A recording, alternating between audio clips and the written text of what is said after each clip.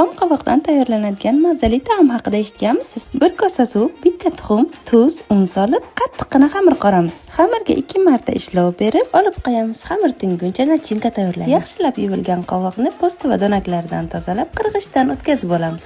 Endi tuz sepib, yaxshilab aralashtiramiz. Videoda ko'rsatilgandek suvidan ajratib olamiz. Archilgan piyozlarni mayin qilib to'g'rab olamiz.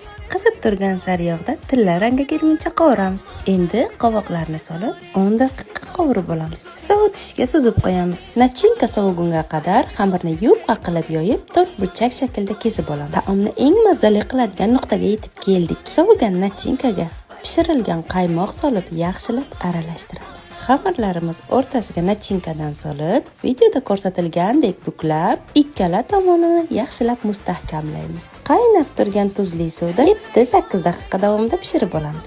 Pishib, suv yuzida suzib yurgan baraklarimizni tuzli sovuq suvga solib qo'yamiz. Endi yog'liqqina mazali suzma hamda zig'ir yog'i bilan dasturxonga tortamiz. Bunaqa mazali taomni faqat yeb ko'rish kerak.